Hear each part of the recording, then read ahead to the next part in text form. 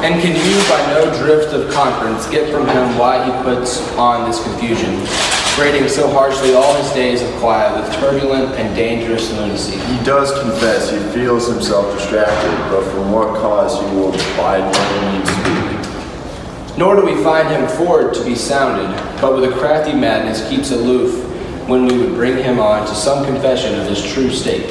Did he receive you well? Most like a gentleman. But with much forcing of his disposition. In the guard of question, but our demands most free in his reply. Did you essay him to any pastime? Madam, it is so fell out of certain players we are wrought on the way of those we told him, and there did not he seem the kind of joy to hear of it.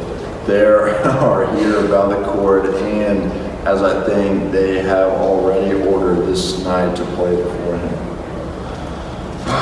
And he beseeched me and entreat your majesty to hear and see the matter. With all my heart it doth much content me to hear him so inclined. Good gentlemen, give him a further edge and drive his purpose into these delights. We shall, my lord. Sweet Gertrude, leave us too, for we have closely sent for Hamlet hither, that he is toward by accident may here affront Ophelia, her father and myself, will so bestow ourselves that, seeing unseen, we may of their encounter frankly judge and gather by him as he is behaved, if it be the affliction of his love or no that thus he suffers for. I shall obey you, and for your part, Ophelia, I do wish that your good beauties, be the happy cause of Hamlet's wildness. So shall I hope your virtues will bring him to his wonted way again, to both your honors. Madam, I wish it may. Ophelia, walk you here, gracious, so please you. Will we bestow ourselves, read on this book, that show of such an exercise may color. Your loneliness we ought to blame, and his too much proved, that we devotion, the sage and facetious actions we do sugar o'er the devil himself. Oh, 'tis true, how small a lash that speech doth give my conscience. The harlot's cheek, beautied with plast ring art, is not more ugly to the thing that helps it, than is my deed to my most painted word, oh heavy burden. I hear him coming. Let's withdraw, my lord.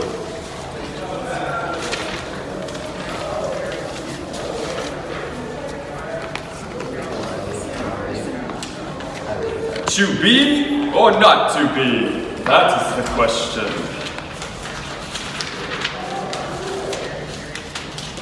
Soft you now, the fair Ophelia, nymph in thy orisons be all my sins remembered.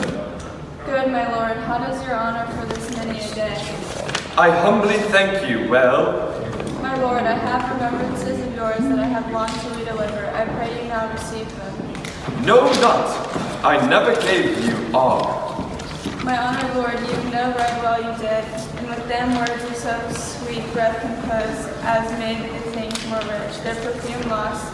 Take these again, for to the noble mind rich gifts wax poor, when givers prove unkind. There, my lord. Ha ha! Are you honest? My lord? Are you fair? What means your lordship?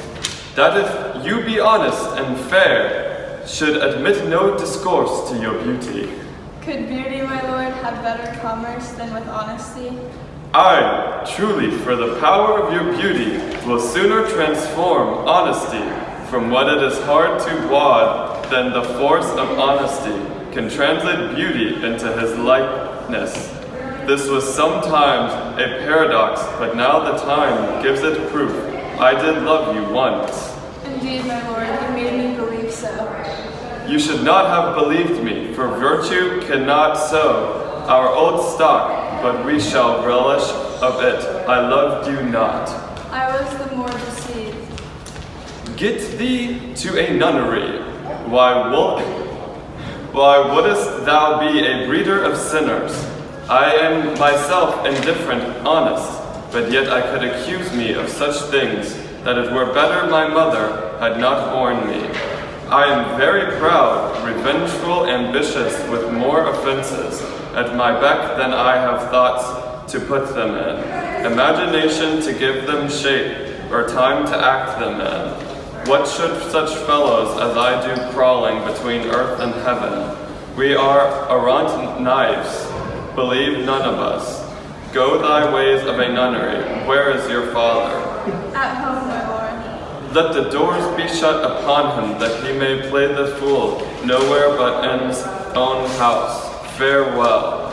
Oh, help him, ye sweet heavens. If thou dost marry, I'll give thee this plague, for thy dowry be thou as chaste as ice, as pure as snow. Thou shalt not escape calumny.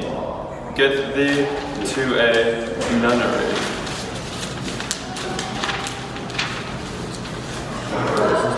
Farewell, or if thou wilt needs marry a fool, for our wise men know well enough that monsters you make of them. A nunnery go, and quickly too, farewell. Heavenly powers restore him.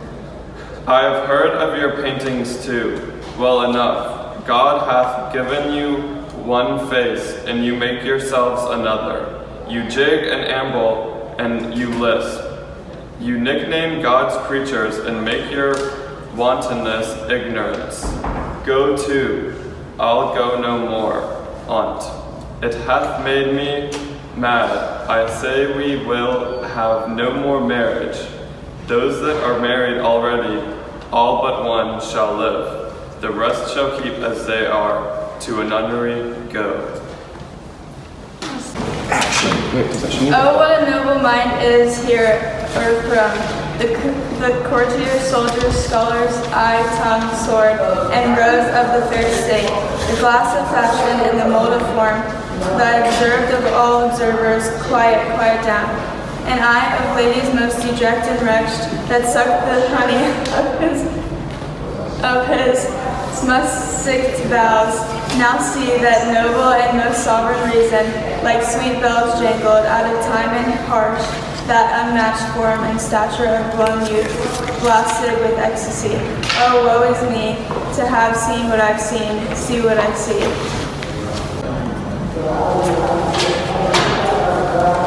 Love, his affections do not that way tend, nor what he spake, though it lacked form a little, was not like madness. There's something in his soul over which his melancholy sits on brood, and I do not doubt the hatch and the disclose will be some danger, which for to prevent I have in quick determination.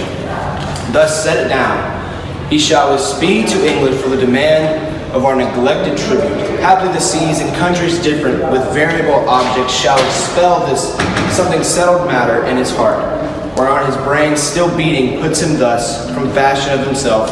What think you on't? It shall do well, but yet do I believe the origin of consentment of his grief sprung from neglected love. How now, Ophelia? You need not tell us what Lord Hamlet said. We heard it all, my lord. Do as you please. But if you hold to fit after play, let the queen mother all alone entreat him.